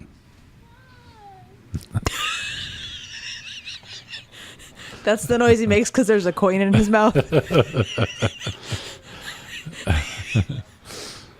Okay. Yeah, your blade digs into her and she shrieks and a weird gurgly noise comes out of her, but altogether still there.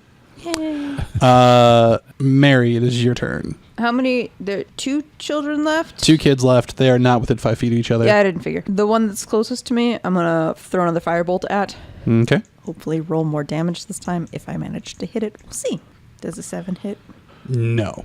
It explodes at its feet in the water in front of it, kicking up steam. Do I have room to move sideways to get Oh yeah, you got moved away from it? I Yeah. want it to stay. I have if it hits me again, I go down. So I need to stay out of its crawling range if I can. You think if you move right, you'll be able to, at the very least, tangle the 2 kids up with each other. Sounds good. I'll do that. Okay. It is her turn, and she does not like being cut. So with this twisted, gnarled hand, almost looking like 5 tiny versions of the swords you just saw, rakes it across your armor and sparks fly. You take no damage, though. Nice. Yeah. Yeah. Ooh. All right. Carrick, you could easily close the distance with either of the 1 children, or even her. Oh boy. I'm going to go to this kid that keeps crawling after me. I say keep the kids off me, and I can do damage to the thing that's on him. Or we both try to take these kids down and don't have to worry about them. Does an 8 hit? Yes. Oh. God Yay. Oh. You found the number. 5 points of damage. Piercing. Is this the kid that's been following you or throwing her? Follow me. It's still up, Damn. but it's hanging in tatters. Oh, I'm going to punch it. God damn it, I missed. Motherfucker. So now I'm face to face with it. I'm going to say Angry on your dead next, when you throw your punch on this one, you kind of overextend a little bit. So on your first attack next turn, you're going to take disadvantage. Okay. But that's it. All right. It is their turn. Let's see if I die. The toddler that's been chasing you continues to chase you. He is there's a 5-foot square between the 2 of you, but he's not there yet. Okay. And the toddler that you just stabbed and tried to punch misses wildly. Okay. Die twice in one. Yeah, and he used all his location. healing the first time. I know. I'm screwed. All right. So Suspicious, it's your turn. You are toe to toe with Madam Ugly. I don't think you want her to go down on you. You hit. Everyone's genitals just shrink at the thought of that.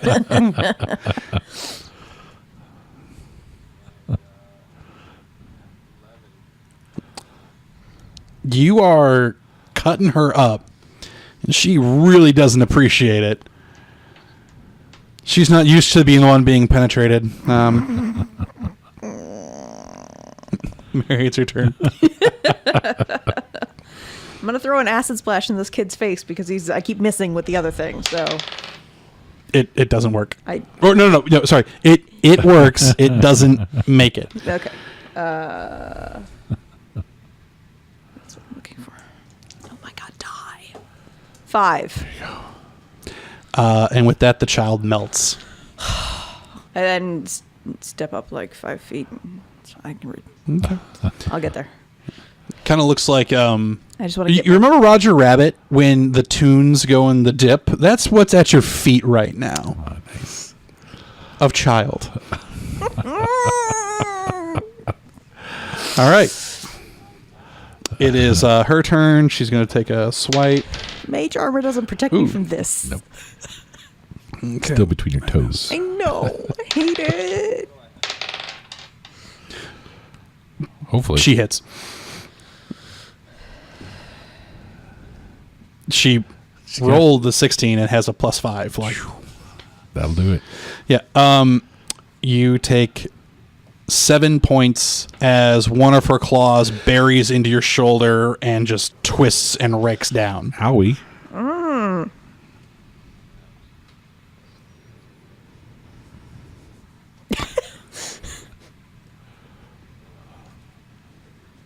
Yep.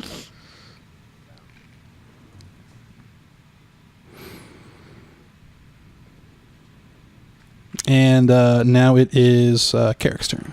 That is a 22 plus whatever disadvantage I would have. Yeah, that Minus. so Disadvantage so disadvantage means you roll twice, take the lowest. Oh, that is an 18.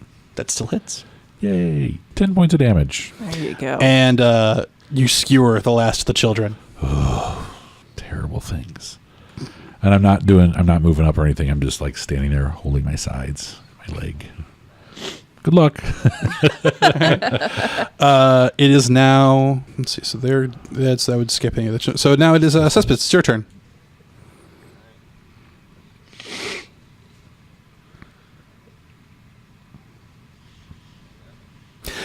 No, she's starting to get. She's learning your attack patterns, and she was able to dodge as your swing goes, clipping some of her hair. Mary, it's your turn. Okay. I throw a firebolt at her. There you go. Ooh, I already got a 23. Yes, that hits. Fantastic. One of these is a D10. 6 points of fire damage. All right. It was almost a 10. Yeah. Then it kept rolling.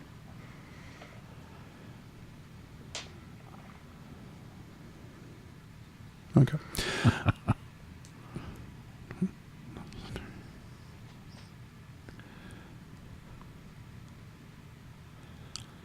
I'm trying to figure out if it's this one ability as part of the first ability, which I think it is. Fuck it. I haven't been using it, so I'm not gonna. It is now its turn.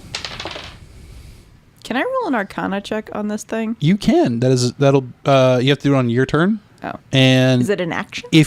So it's kind of vague, and the way I'm treating this is for any knowledge checks. If you're proficient in it, it falls under your as part of a move action. Oh, okay. So Because that knowledge is more readily available. But if you aren't proficient, you can still attempt it. It's just an actual action. Okay. Because you have to think a little harder. So it would be a move action for me. So if I had thought of it, I could have done it last time. You know what? Sure, I'll retcon it. Go Okay. for it. And she the last dodge she had made Cesspit against you had kind of thrown her off balance, and she goes for another rake of her left hand and just goes real wide. I got an 18 on Arcana. This is a sea hag, a very evil form of fae that most likely came in The flooding? with the flood, if it wasn't the cause of the flood. And she has clearly been feeding off of the souls of these children. Oh my god, kill it with fire! That's pretty terrible. Yeah. I just yelled at him. Like, kill it with fire, or what swords work to just kill it. You also know that these are generally pretty. These sea hags are almost like a species of witch. Normally, people, they form a pack with a patron and Right. all that, where they just have the innate witch abilities in and of themselves. There's something like you got an 18, which is pretty high. And with the sea hag, theirs is this terrifying appearance that they give you that petrifies, that if you become afraid of them, they are then able to worm their ways into your mind and often causes death. So, like every child who ever looked at her ever would just, she eats them. Yeah. I'm just saying this. That's out also loud. how she replenishes her life. Okay, yeah, kill it now. Yeah, that's pretty awful. So, that was its turn. Now it is Carrick's turn. I'm just going to use a dart from a distance. Go for it. 12. That is a miss. Blink. One dart down. I'm sure we can get it later. I'll just buy new ones. I don't want it back. Not flushing. Not fishing around in the water for this. That's fair. All right, Suspicious, it's your turn. I've got 3 hit points. I have 2.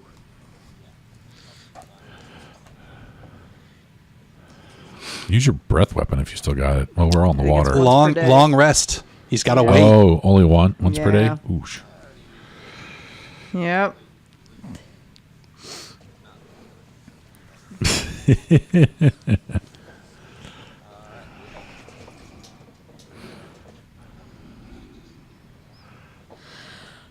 How many hit points do you have left? No, 12 does not hit. How many hit points you got? He has the most. It's true. He has more than both of you combined. Fuck. Okay. So it is now Mary's turn. Okay.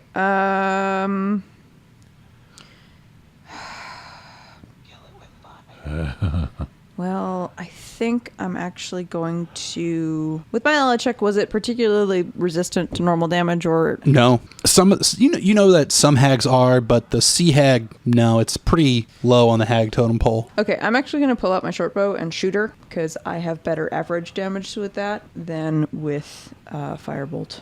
Okay. But an 11 does not hit her. No, it does not. Sorry, Seth. I tried. I mean, if you think about this, she's only hit once, and she's been hit like 4 times. So, Yeah. Yeah. All right. all right, it's turn. Yeah, no. Okay. On the plus side, Seth, you are the one standing next to it, and you probably have the highest armor Yeah. class. And I mean, her hands are just slashing up your shield, but you are fending it off. Okay. I'm going to rush up to it with a spear, stab it, Okay. and then attempt to punch it or kick it. If that does not work. That is a 13. The spear misses. Then I can't do the unarmed attack. No, you have to hit. So one thing though, as a monk, because you have your key points. Not yet. Not yet. Oh, that's right. Not Level yet. 2. Level 2. Shit. Yeah. I'm out of it. All right. So it is now Suspicious' turn.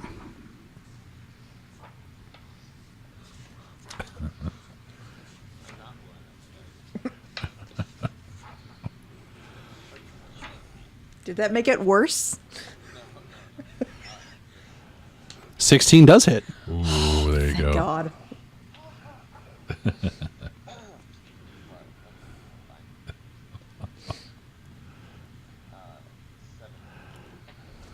Okay. Again, you take another big gash out of her, and she begins to sway as more blood seeps from the many open wounds you have given her at this point. Mary, it's your turn. All right, I try to shoot her again. I Ooh, there you rolled go. a 24 That will also do it. for 5 points of damage. Okay. Arrow burying itself clearly into her hip. She lets out another shriek, crying for her babies. Her babies. Her babies. Oh, fuck you, bitch. How dare you do this to her babies? They were such a happy family. All right, she makes contact with Seth. Mother 3. Min fucking damage. Min fucking damage. And the only thing you could have rolled that wouldn't drop him. Yeah.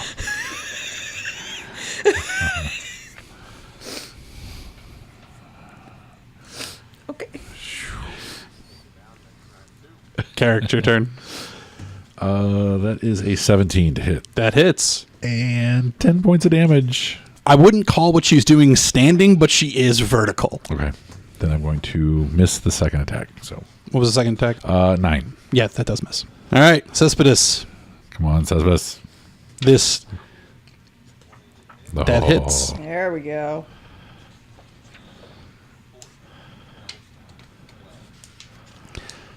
Nice. Having been raked and just struggling with this hell bitch, you actually feel a surge of this draconic blessing just up through your arm as you just bury into her collarbone your sword and then just wrench it down, just completely unzipping her, just connecting every cut you've made on her along the way down as she gurgles and stammers before finally falling and drifting into the water.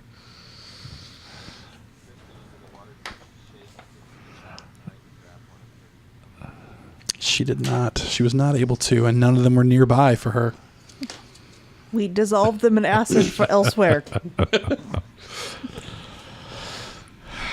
Man.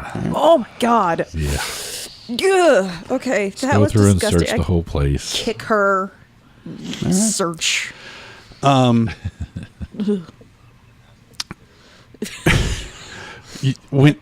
He's got one. You've got Two. Two. I got three.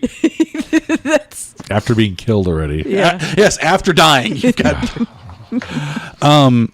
You start going through her and her area, and you do actually find around the corner where she had emerged from a dry patch of raised rocks, and on them there are 4 little humps. They are, in fact, the children you've been looking for. Are they in still some kind alive? of Comatose. sleep, but breathing. Dun, dun, dun. Arcana check? Go for it. 14.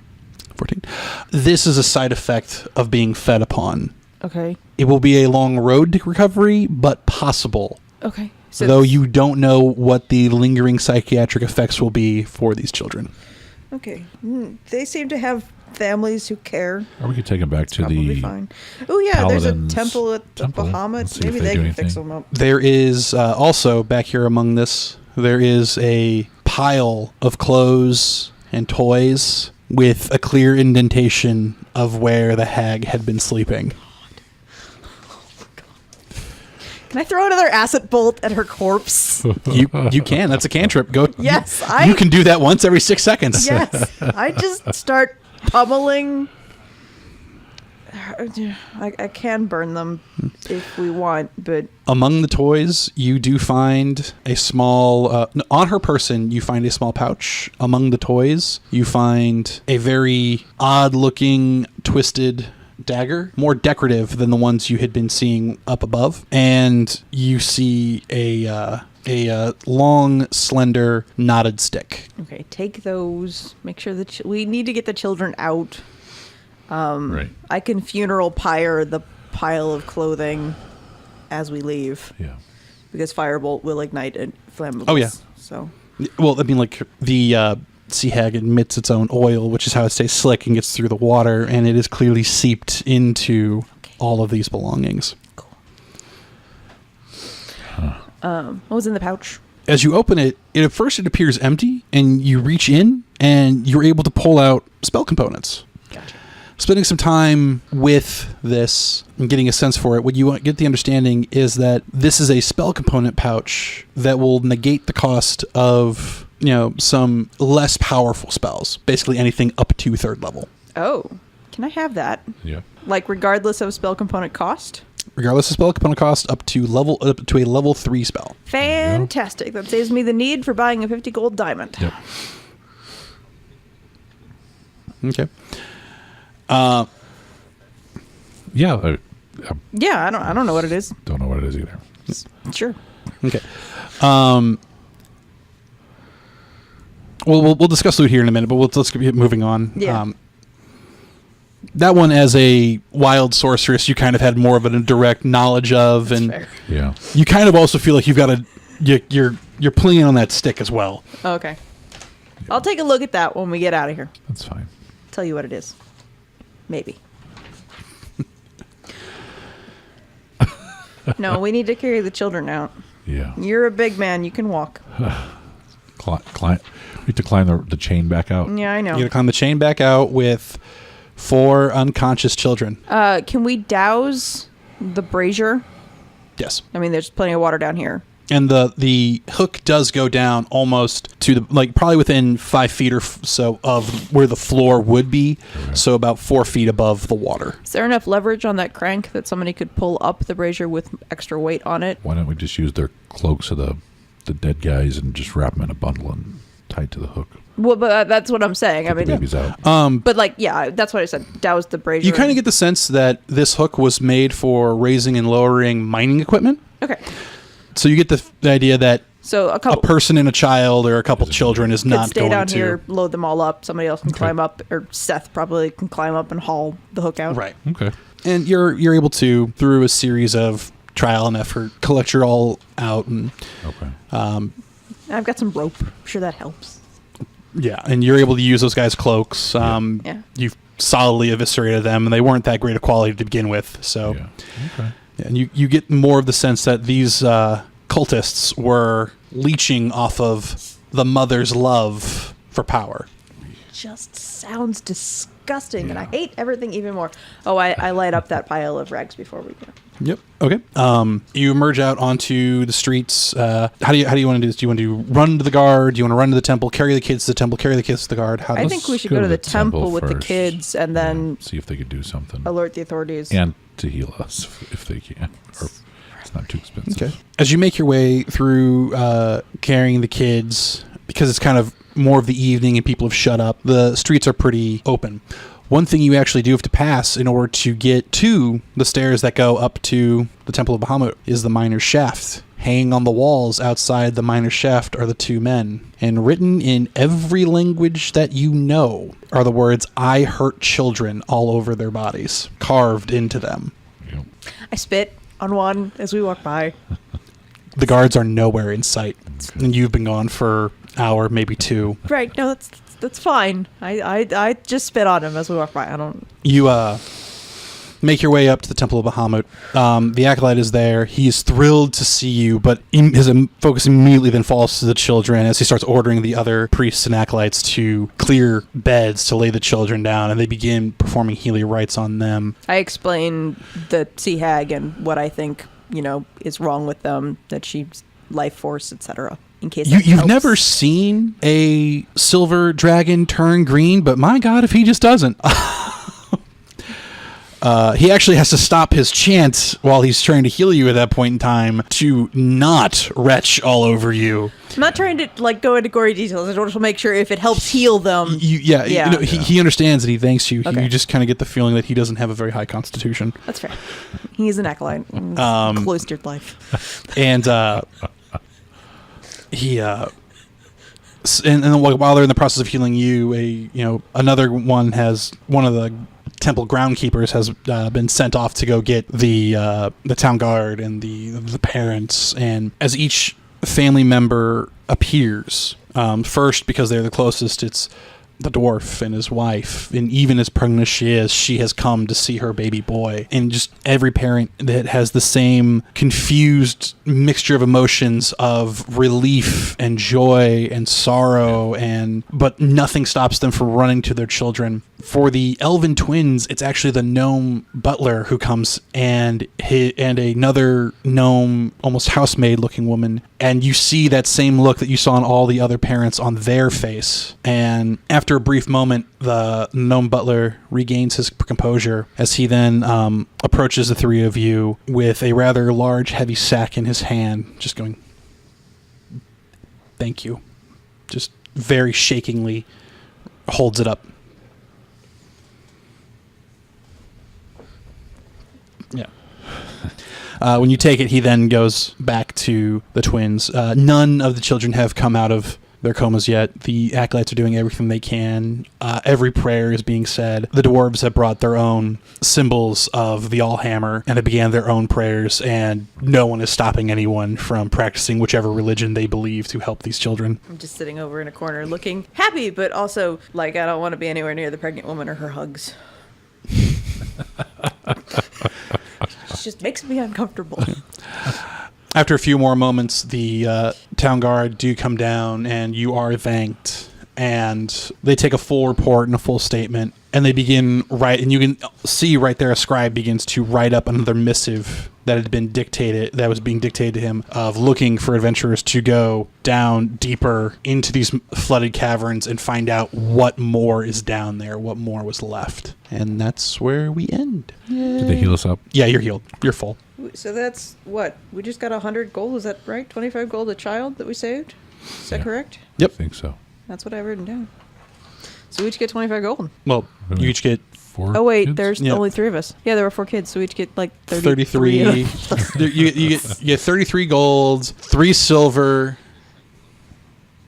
Okay, I'm fine with that. Okay. Yeah. Yeah. We each get 33 gold. There you go. And they take it. I mean, they'll take literally anything. Just like, oh, thank you. So the items, the twisted dagger is just it's a very ornate dagger. The properties of it would be +1 to attack and damage, but also it has this property where when you pierce someone, it does a little bit of extra damage, but there's also reverb back to you. So it would be a D4 plus 2d6 of damage to whatever you stab, but a D6 back to you. Wow. Oh, wow. So it's a vicious dagger. It's a vicious dagger. The spell component pouch, like I said, covers all spell components up to level 3 spells. And the wand is a fire foci. Any flame spell that is cast using this, you add your casting ability modifier to the damage. Oh, wow. Okay. Yeah. I can't use that, so. Seth, you don't have any magic, do you? And this is any fire, divine, arcane. Okay. Well, I'll hold on to this if you... Yeah, and I was looking up things like spell scrolls, and anyone can use them. I really don't see any. All you have to do is succeed on an Arcana check to use any spell, any scroll. Seth, you get 2 first level spells at 2nd level. Yeah, but if you don't mind, I'll hold on to the wand for now because I can cast a fire spell. If you get a fire spell later on, you have dibs. Yeah. If that's all right with you.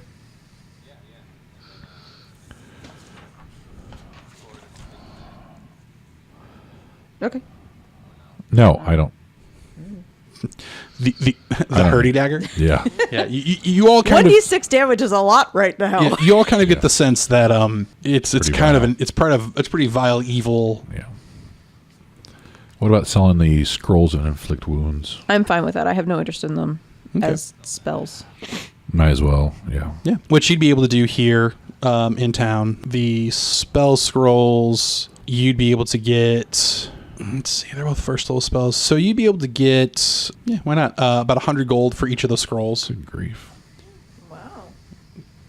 Well, I mean, if you think you need special parchment, you need the Yeah. ability to cast the spell, you need special ink. Yeah. It's 66.6 to each of us. Yeah. The dagger, you're actually having a hard time finding a buyer for it, as the magical shops for it that would recognize it and don't want it on their shelves. So maybe in another town or a less reputable establishment, you'd probably be able to sell it. But currently here in town, on the up and ups, you're not able to sell it. See, I have to do math for how much this thing costs, and I will get back to you. Okay. That's fine. We'll hang on to it. 66.6, yeah. So 6. If you over. guys just want to take the 2 extra gold so we don't worry about the silver, I'll because sp- I just took the I'm spending my magic silver items, too so. for Okay, I mean, wine and either shit, way, so- that's fine. Yeah. who wants to hang on to the dagger? Okay. And the short swords, do they sell for much of anything, the 2 twisted ones? They sell for about half the price of a regular short sword because they are twisted up. These guys clearly went up to a forge, heated up some swords, and then twisted them to look better. So like anyone else, they just look messed up, and they'd have to like reforge them in order to fix them. So, but it's still, I mean, it's good metal. The pommels are fine. So Do yeah. we just want to give them to the blacksmith guy? You're like, here's some free metal along with Yeah. your child. Yeah, it's like 2 gold points. Yeah, Not gold coins. we just made more than enough money. I don't. Yeah. If he thinks he could use a scrap metal. Yep. He does. He takes them. And he goes, he's like, Forge them into something better. Yeah. These will be put into better use. You actually found 3 of those because there was one for each acolyte. I think Seth took one. Yeah. Oh, you're keeping yours? Okay. Mm-hmm. Then yeah.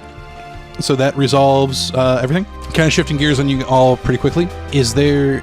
Did anyone get a chance to think about any of the adventure paths on this that you would like to try?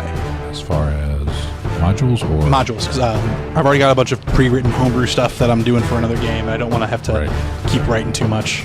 Right. No, I haven't really looked at anything, but I'm fine with whatever. Wasn't there a Tiamat thing? There is. Just do that one. Sounds good. All right, cool. Yep. I am going to go ahead and make you guys all level 2. Okay. So, love is needed. And because you guys are doing a 3-man party, we'll just do max hit die for the level ups. The opening and closing music, Epic, is property of Ben Sound. Check them out at bensound.com for more royalty-free music. Dungeons & Dragons is property of Wizards of the Coast. Please visit dnd.wizards.com to purchase your copy of the game today. This has been a production of Gaming Without Gaming, all rights reserved. You may download only material displayed and identified on the site as specifically available for downloading. Such material is for non-commercial, personal use only, provided you also retain all copyright and other proprietary notices contained on the materials. You may not, however, distribute, modify, transmit, reuse, repost, or use the content of the site for public or commercial purposes, including the text, images, audio, and video without our written permission.